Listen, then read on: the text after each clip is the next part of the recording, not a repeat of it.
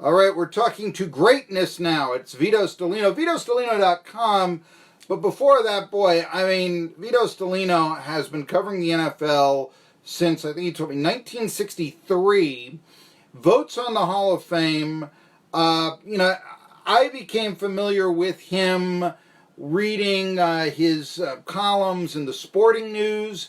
The list of the teams, let's see here. I mean, it's just like a incredible array of NFL teams that he covered. The paper Lions, if you will, the Detroit Lions, when George Plimpton was writing about them. The Fran Tarkenton Giants, the Steelers of the 70s, the Colts right before they moved, the Hogs of the Washington Redskins, and then the Jacksonville Jaguars since their inception. Have I missed anybody, Vito Stellino? I think you caught it all. Yeah. I mean, those are not only great teams. I mean, maybe not the end of the Baltimore Colts, but they're they're teams that we talk about. They're teams to cover, if you will. And I mean, the last Baltimore Colts team. What a team to cover. That sort of thing. And it's one of the reasons we love to talk to Vito Stellino. All right. The two big pieces of news in the NFL that I wanted to talk to you about. We talked to Rick Goslin last week a little bit about this, but the 100th anniversary of the NFL is next year. This is the 100th season. There is a lot of talk, and I guess they'll decide about it on August the 2nd, on expanding the class to up to 20 people, with 3 contributors and 10 from the senior committee, old-time players getting in. What are your views on that? Should the NFL do that to celebrate their 100th anniversary? Yeah, I think it's a good idea because you have to realize I think the Hall of Fame wasn't even founded until 1963. Mm-hmm. So by that time, in the 20s, 30s, 40s, 50s, there were 40-some years of NFL history. And, so they hadn't expanded first class, but, there were a lot of guys that just, fell through the cracks and, kind of faded. And they, all-decade players and all-decade players since then. And I think it's a good idea if they try to go back and, honor some guys who've been overlooked. You covered, I guess, earlier in your career, Alex Karras. And when I heard that he wasn't in Canton, I could not believe it. I mean, I was, that's a Hall of Famer. I mean, the name and all this. And maybe, because of his acting, you think of him or when you read about him in Paper Lion and you kind of fell in love with the character or something like this. But, I mean, he was a tremendous football player on a team that, I kind of compared it, because you covered both of these teams. I compared it to, let's say, the Houston Oilers of the late 70s. Their problem, they were probably the second best team in the NFL. They just were in the Steelers division. The Lions might have been the second best team in the NFL. They were just in the Packers division. They couldn't get past them except maybe a game or two or so. And just a great defensive team. Do you think it's time for Alex Karras to get in? Why do you think he hasn't been in? Probably a suspension. Mm-hmm. That probably hurts them. By the way, it's not a sure thing that they were second best to the Packers in the first game that year. Okay. If you've ever read the book, Run the Daylight, that was written about that game, and the Lions were ahead 7-6 with like 2 minutes to go, and had a third down. Bill Plum threw a pass to Terry Barr, fell in the mud. Hadley intercepted. They kicked a field goal to win a 9-7. Now, and of course, Karras, I think, threw his helmet at Plum, saying, all you had to do was punt. We'd have held them one more time and won the game. And of course, then they just demolished them on Thanksgiving Day. Yeah. So the shame is they didn't meet a third time. That would have been one of the great games in NFL history, and they met a third time in the playoffs. They had wild card teams. Well, there are all kinds of great Thanksgiving games, but yeah, I mean, I guess the first one, you really look at the history. I guess I do look at the, it was before I was born, but that 26-14 1962 game at Tiger Stadium where the Lions basically were making their statement, and that was their season and such. And, the Lions haven't won NFL titles since 57, But those are some very good teams in the '60s, and I mean, maybe Joe Schmidt was around, and certainly before they had great players that still their names are synonymous. I mean, almost iconic. Night Train Lane. How many '50s football players really have that sort of still hold on the game? 14 picks in 1 year. Bobby Lane was once the all-time leading passer in the NFL and such, but I'm not sure that Karras, and maybe a lot of it is because of his acting, that he was known to that second generation, myself through that. But, I just was so surprised. Who do you think? Now, Duke Slater was who Rick Goslin said, look for him in a senior committee to get in, especially if we expand. And he gave us the heads up on Johnny Robinson, did Rick Goslin. Who's the one oversight in the senior committee you think should be in the Pro Football Hall? You vote on it. A guy named Dilwig, who was on the all-decade team in Yeah. the 20s. And you go look at who was on that team. I mean, people like Red Grange. There's some, fantastic names in that team. And one of the guys just, fell through the cracks. And, and of course, Duke Slater, definitely deserves it. But I think Dilwig does too. He was just kind of lost to history.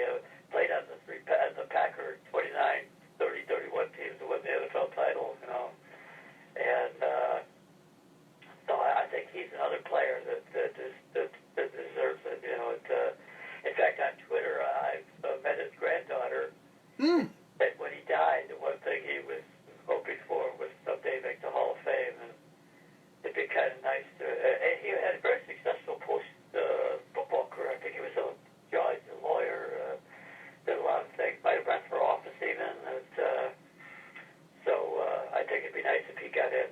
Yeah, and I know that Rick Goslin had written about him on his blog and said, this was the guy who was considered to be the greatest end before Don Hutson, and it was just that Don Hutson, from a history standpoint, just overshadowed him, and such. So yes, I can see where you're going with Dilwig. Of course, it was so long ago. I mean, there wasn't a Pittsburgh Steelers or a Pittsburgh Pirates when the Packers were playing. They were taking on teams, I guess, like the Frankfurt Yellow Jackets and people like that. So anyhow, that goes to show you. We're talking about Vito Stellino, but let's go a little more contemporary. Are there any contributors? The talk is that in a class of 20, there might be 3 contributors. I've always thought it was a travesty that Howard Cosell has never won the Roselle Award for the football broadcasters. I think that the people that select that are blackballing him. I've actually written about that for Sports Illustrated's website in the past. But there's somebody right there that Colin Cosell, his grandson, has suggested as a contributor. Rick Goslin came on here and said people like Steve Sable. I would suggest, we want to go real old days, 20s football, Ole Hosgrad, who, if he hadn't bought a team for $1, we might not have the Washington Redskins today. Okay, that just goes right there. Wait a second now. You mentioned Sable. Who are the other 2 guys you mentioned? I didn't understand. The other 2 guys, Howard Cosell was one. Steve Sable, Ed has made it, of course. And there's some from the real old days. I know Ole Hosgrad was, considered, or at least he was nominated a few years ago. And I read, about him once buying the Duluth Eskimos for $1, and basically they've matriculated, depending on your view of history, to the Washington Redskins. It's just quite a story in all this. What are some contributors you think should be in the Hall? Well, let's start with George Young. He's Okay. been in already. Yes. He should have made it over Bill Polian and Ron Wolf. He resurrected the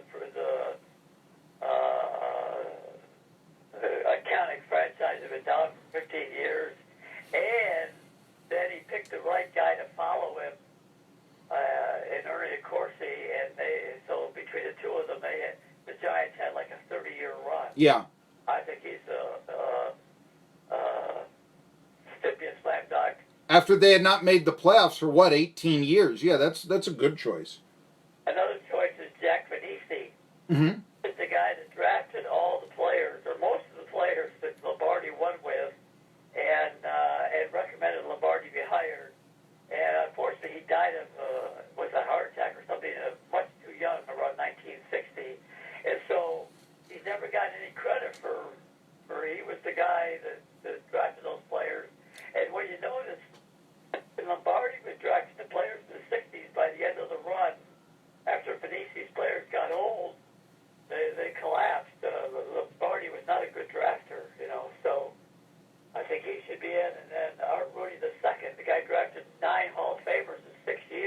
There's a good idea, yeah. Art Rooney Jr., I mean, that's... Art Rooney Jr., the second is the contemporary, yeah. And he talked Noel into Franco over Robert Newhouse, and Lynn Swan over John Stallworth on the first round. Saying that, even though you may like Stallworth better, he, played in a small black school. Well, we could get him later on. And there was like one film of him circulating, and it got to the Steelers, and somehow they forgot to mail it on anybody else, And so, yeah, I mean, nobody got to 9 Hall of Famers in 6 years. Now, was your first year covering the Steelers 73 or 74? I know you took over for Jack Sell, but what was your first... 74? Okay. That was kind of, 74 was kind of, I mean, it was the year the Steelers won their first Super Bowl, but it was kind of a changing the guard, I think, of how, and again, you folks just excuse my pride of once writing for the Pittsburgh Post-Gazette here, as did Vito Stellino. It was a time actually when Sell was there. He would write about the old Steelers and, a historical note, that sort of thing, and had kind of an old-fashioned style of writing. I know when you and Phil Music were on the beat, I mean, you were, writing about what defense is and the modern type of football that the Steelers were playing. So, I mean, just the style of coverage really changed, Vito, with you. And I got to say Phil Music as well. Covering the Steelers back in those days. So anyway, please indulge me, a Tennessee audience, for making that comment. Can you stay on through a break? I want to ask you about modern NFL and such. Okay. Sure. Okay, let's do that. 1 o'clock, Jerry Bonkowski. We'll talk about the race in Kentucky. We also didn't have a chance to talk to him about Daytona, and we'll look at Pocono. Tri-City Sports Now.